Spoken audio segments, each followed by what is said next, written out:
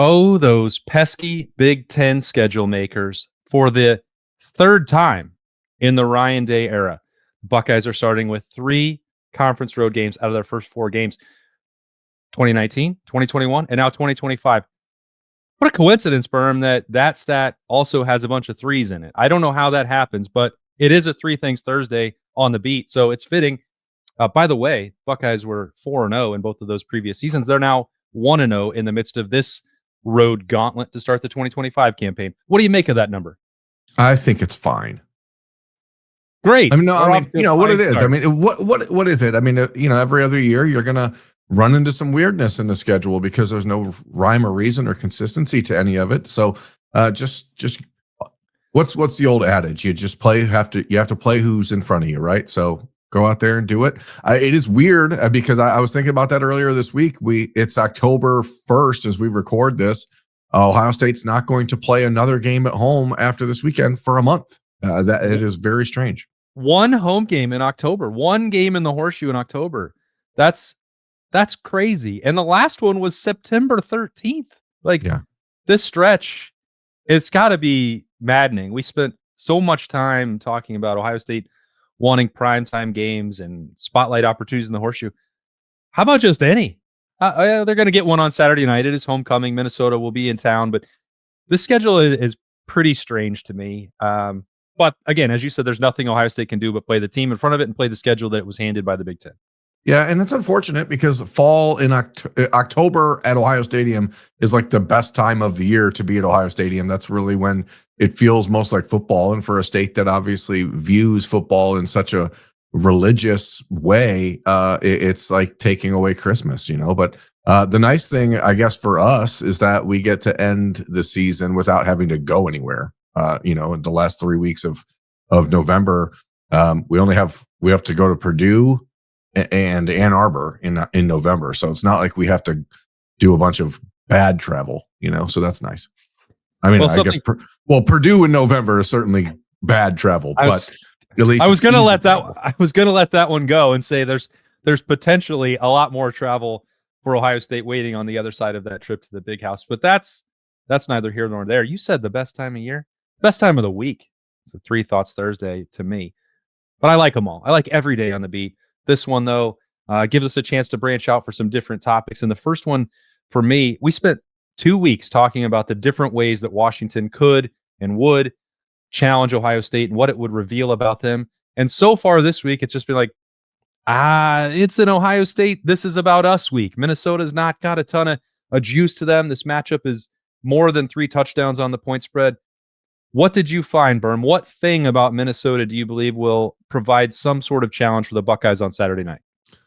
I don't know. The thing is, I'm not going to sit here and pretend I've watched a bunch of Minnesota. I watched as much of their game against Rutgers last week as I could. I listened to their game against Cal on the radio when I was driving home from Columbus after Ohio State's most recent night game against Ohio.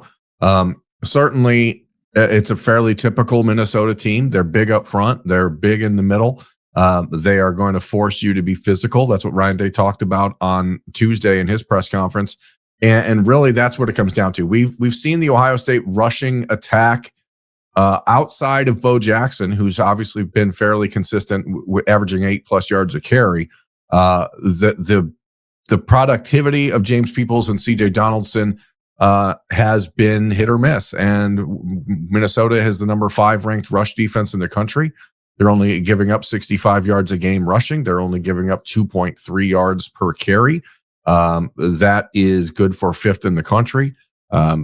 Texas, for example, is 3rd in the country. We saw Ohio State struggle pretty badly to run the ball against the Longhorns, averaging, 2 yards a carry in that game. So I think this will be a good test for Ohio State to figure out whether or not the run game woes have been adequately patched up, or if Bo Jackson is just providing that much of a difference in the run game himself, because there's going to be a desire, I think, for Ohio State. And you're not going to worry a lot about Minnesota running up and down the field against you or putting up a ton of points, but you certainly know that this is an opportunity to test your physical mettle. The Buckeyes offensive line has been very, very good against the pass rush. They protected Julian Sayin well But when it comes to the run game, there's been some inconsistencies. And that's not just with the offensive line. That's with the tight ends blocking. That's with the wide receivers blocking. That's with everybody being physical at the point of attack. And Bo Jackson's had the talent to make those things feel less important because he pops so many big runs by himself. But he's still getting hit pretty early. And so we'll see how the Buckeyes combat that, because I think that's the one area where Minnesota can challenge Ohio State, or at least make this a who are you type of game. Yeah, statistically, there's nothing that's even really close. This is the strength of Minnesota.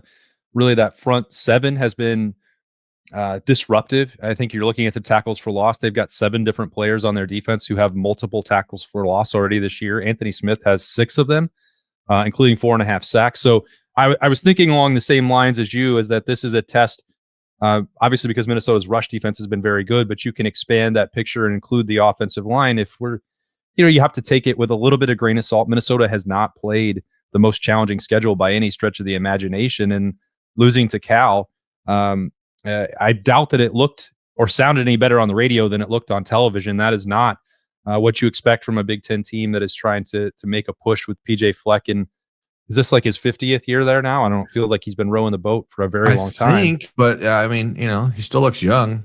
He does. Selling his soul. Just a beautiful, beautiful chest as well. He's been working out and not missing that day. So I think that's it.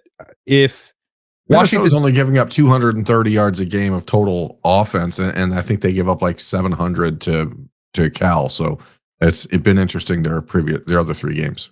And a lot of that, again, is it's tied into the level of competition they faced. They've not seen anything like Ohio State, and probably won't again, to be honest. And B, like, they offset a lot of the negative work that they did against Cal by generating negative plays against the rest of the competition they've played. That is a huge pile of tackles for loss that Minnesota has created. So I thought Washington and their defensive front was more active than I thought they were going to be. And I thought that wound up being a good test, and one in the noise that the Ohio State offensive line passed. We've spent the last couple of weeks kind of, picking and prodding and seeing if there was going to be a change at right guard with Ethan Onyanwa making a push. Ohio State was very much content to roll with Tegra Shabolo a week ago against the Huskies. But, looking at that and finding the consistency and the way that the Buckeyes want to use Bo Jackson, CJ Donaldson, James Peoples, came away kind of impressed with the way that they were able to manage opportunities for all 3 of them a week ago. I don't know that that's sustainable in every single game, but if James Peoples is just going to be a little bit of that gadget player and a threat out of the backfield, I think that's fine in the meantime, because Bo Jackson has given a lot more than I think anybody would have rightly anticipated for the first month of the season. But yeah, if there's been an opening for a little bit of that skepticism, it's still been with the snap in, snap out consistency of the run game. And that would be the part that you look at Minnesota where they're most equipped to reveal something about Ohio State on Saturday night. Yeah, and I talked about it on Monday at Roosters on the live show there. For me, one of my bigger concerns remaining for this season is Ohio State's ability to stop the run. So that this is a game, especially if Darius Taylor returns for Minnesota. He's missed the last 2 games. He's their leading rusher, their leading running back. Their backup running back is out also. So maybe you don't get the best sense of things, especially if Darius Taylor doesn't play. But Minnesota is going to be well aware of the fact that that Ohio State is comfortable playing a slowed down game, a fast game. And Minnesota knows if they're going to have a chance to win this game, that's what they're going to have to do. So I don't think that the Gophers will throw the ball as much as they have throughout the early part of the season. Drake Lindsey, their quarterback, as I said on Monday, they're throwing it 55% of the time this season, which is a departure from the norm for them. But some of that might be because Darius Taylor's missed the last 2 games. So if he gets back and is healthy and is ready to go, I think you're going to see a heavy dose of Minnesota trying to test Ohio State that way as well. So it's the trenches, it's the run game, both ways, I think, that are the most interesting potential matchup snafu for Ohio State this weekend. Well, I wonder if we'll stay in the trenches as we head to thought number 2, which I was curious now, 4 games into the season, a third of the way through the regular season, Berm, which I didn't use to kick off 3 Thoughts Thursday in a major upset. Yeah, really missed the boat. Well, row the boat. Which is the most surprising position group on this roster to you? Let's define surprising. How do we quantify? Well, I texted it to you because this is the rare show where I said, here's the 3 thoughts that you can think about before you talk about them. And the way I phrased it was the group that has most exceeded your expectations for them.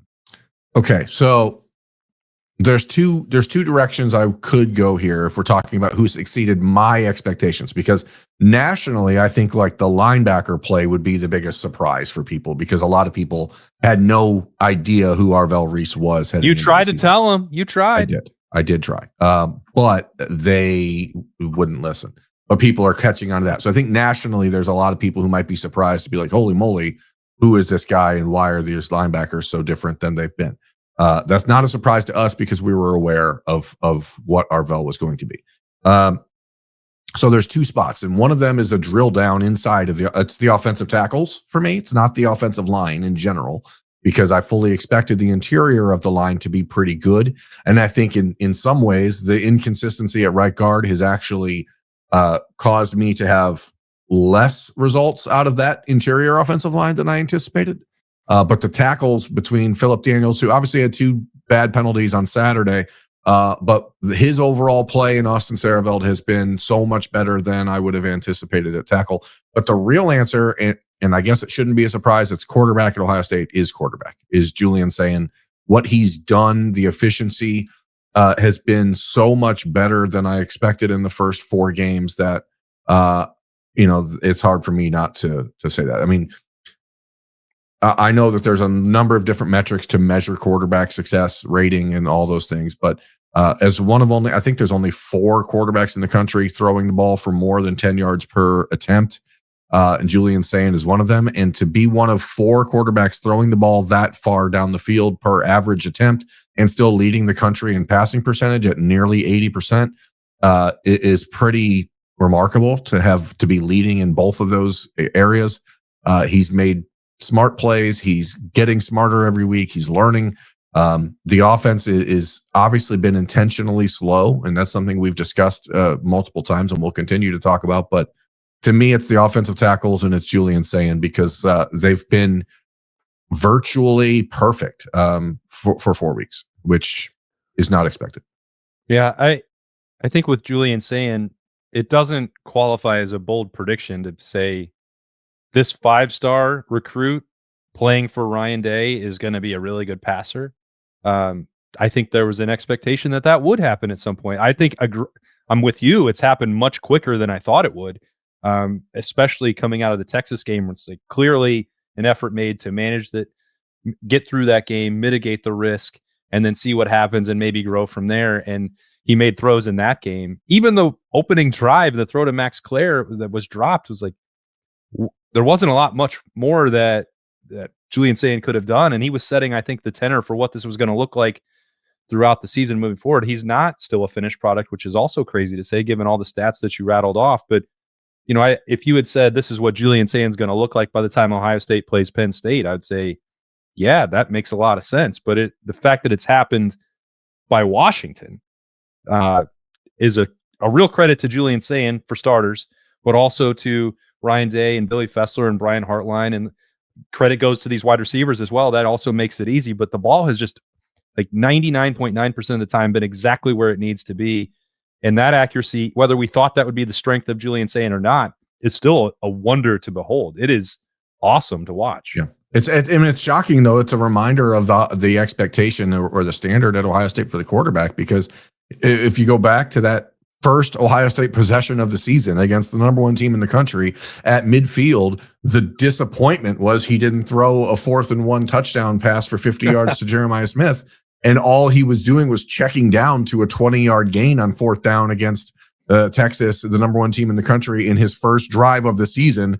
And we still are talking about it a month later going, well, he was a fraction of a second late on that throw, and it only hit the tight end in both of his hands and right between the 8 and the 6 on his chest, and he dropped it. So, Julian probably could have been a little cleaner there. Like that's the expectation. And so that's why when plays like the second interception, especially against Ohio, occur, you're like, oh, that's unexpected from him. What happened? What are you doing? The first one you can understand against Ohio, because that was like he's just being confident and taking his shots and that's the one ball this year I think he really underthrew. In when it came to a pass in a difficult scenario. So Julian's just been awesome. But again, I don't want to disclude what Austin Sareveld and Philip Daniels have done, because those guys are the reason that he's got so much time to sit back there and pick defenses apart. Yeah. I thought it really struck me on Saturday because they came back to basically the exact same concept, same throw, Julian Sayin finding Max Clare along the sideline. And this time it was even better timing. Max Clare makes the catch, gets the feet in bounds, and they move the chains. So those signs of growth are like clearly there. And I think nationally people are clued into that. They were probably watching for it anyway because it's Ohio State's quarterback and people already know who Julian Sayin was because of his recruiting profile and signing with Alabama and leaving and all that. But I think for me, and those are two good choices, and we could talk about them a lot more. But if we're talking about exceeding expectations, especially on the heels of what just happened at Washington, I think you have to talk about the Ohio State defensive line. And you mentioned it earlier with Minnesota's run game, and if they're at full strength, there may still be room to ask about the depth and the run stopping ability up front for this group. That would be fine. I think that's it's well within the realm of conversation and not unfair to talk about it that way. They could still get better, but in terms of 8 months of conversation about depth and productivity and replacing those 4 starters, what Caden Curry, Kenyatta Jackson, and Caden McDonald just did at Washington is crazy town banana pants. I don't know how anyone could have expected there would be games like that with that level of tackle for loss production, 6 sacks from them combined.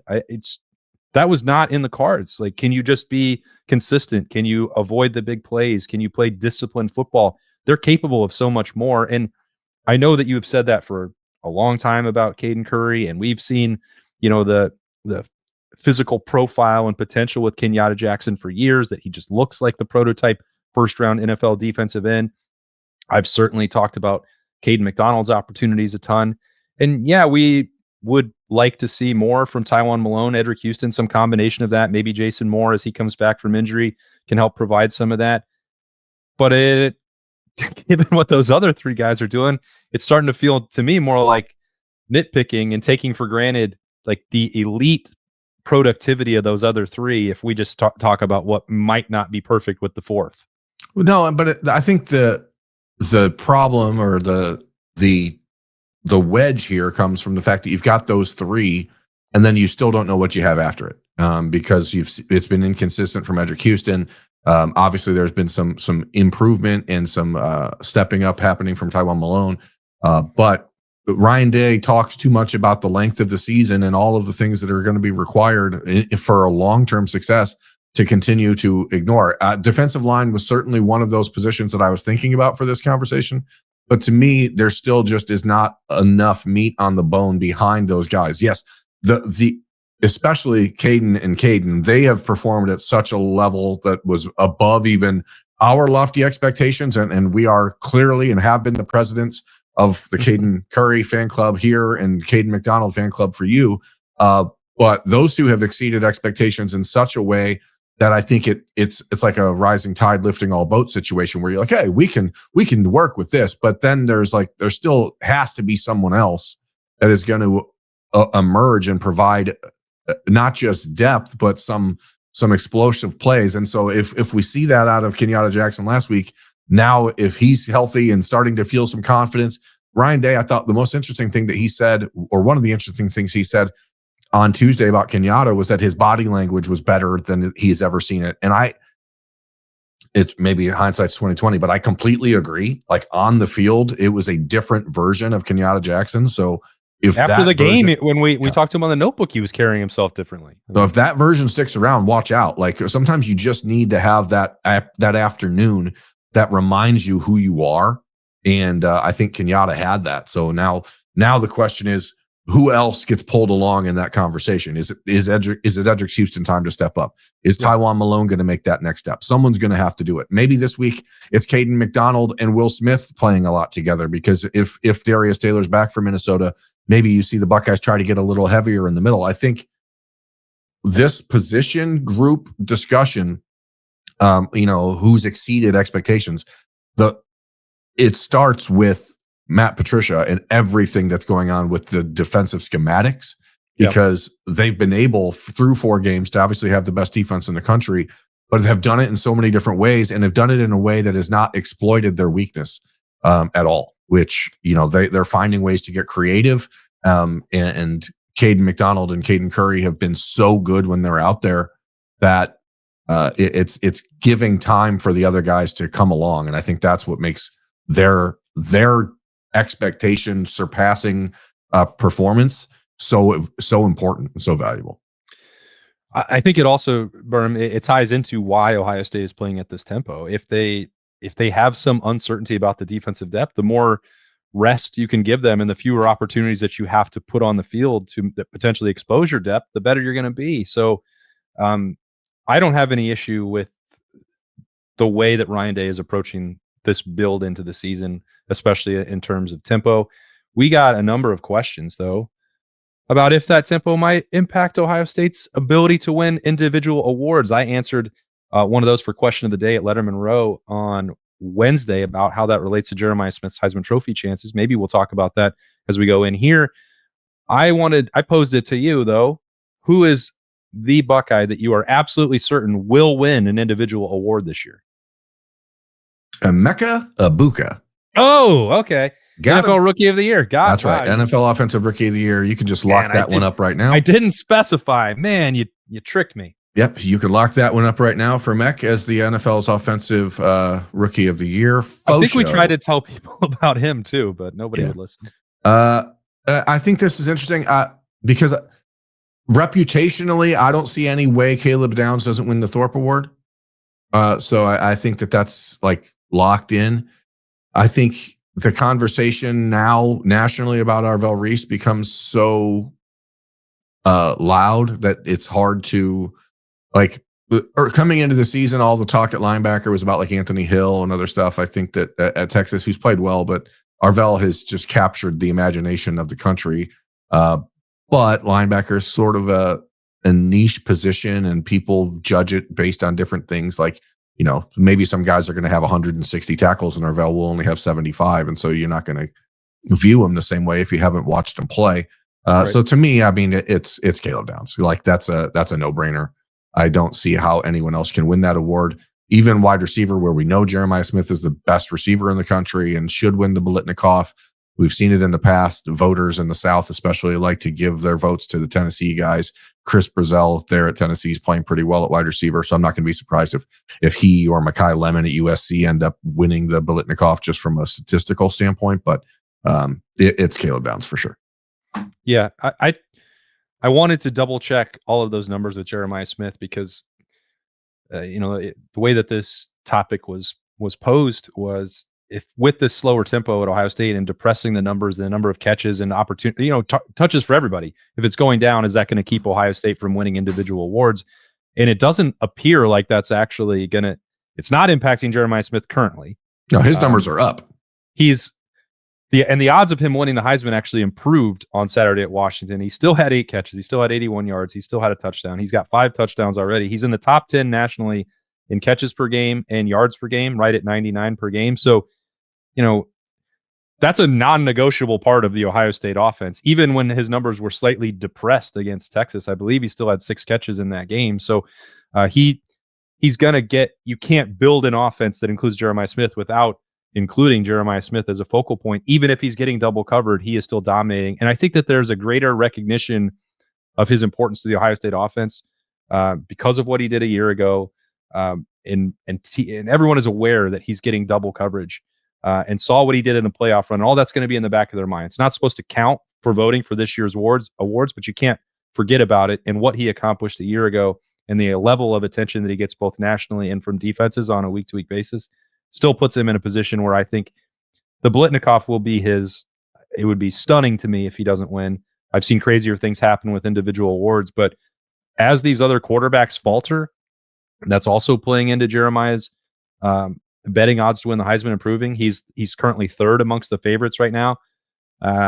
I'm starting to think that there's a much better chance than anticipated that Jeremiah will win that. But the guy that I'm certain will win it is that the Remington Trophy dynasty will continue. Carson Hinsman is playing at such a high level And as long as Ohio State's offense continues to improve and build, and doesn't mean that they have to score 50 points a game, but if they're winning every single game and you don't look at sack numbers, you don't look at Julian Sayin getting hit, you see the Bo Jackson exploding, they're going to look for someone to give credit to. And I don't think it'll happen for Austin Saraveld, but that's when the cop-out comes. And I mean that as like a national voter perspective, not here. I think Carson Hinsman deserves full accolades and attention for what he's accomplished, and his story is awesome. But given Ohio State's reputation at that position and the ongoing success of this program, he's going to be in the mix, and I bet that he wins it. Yeah, it's a unique spot because that's another award that a lot of times just goes to the guy who's got the most name recognition coming into the season. It's unusual, obviously, for a player to be a full-time starter at center, then to lose his job, be replaced by a guy from another school who wins the Remington Award, but then only plays 10 games. And the guy that is now the former starter has to come back and be the starter, and is the starter and probably played as well, if not better, in his 5-game final stretch to the season than the Remington Award winner did in his 10 games. And so then you head into this season with a lot of momentum. The only thing that I think holds Carson Hinsman back potentially is if people are sick of giving this award to an Ohio State Buckeye, because this would be the 5th time in 10 years. And so maybe people get, some Ohio State fatigue there. But what Carson Hinsman's done, especially now that you've already passed the test at Washington, the next major road test for Ohio State is not till the end of November. So the next time for a really weird game where the center has to be put into the spotlight and handle a lot of extra stuff will be in Ann Arbor. So there's a lot of time for Carson Hinsman to build up that resume. But the resume starts at the top, and that's just with his name because people know it, but the Carson Hinsman story is one.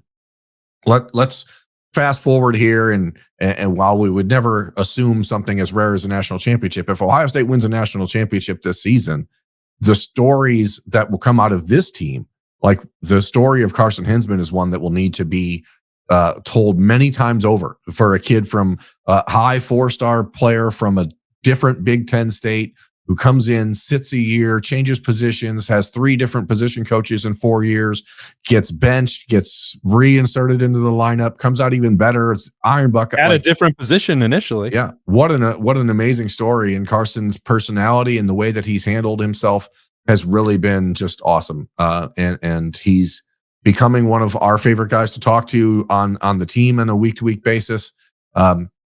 Becoming a resident truth teller, but the real truth is that he's just the best and most consistent center in the country. He is. And there should be no voter fatigue. I think Ohio State has built and cultivated a reputation for elite center play, and you can't ignore it. That puts him on the short list for candidates every year. And it's like a wise philosopher once said, to be the man, you got to beat the man.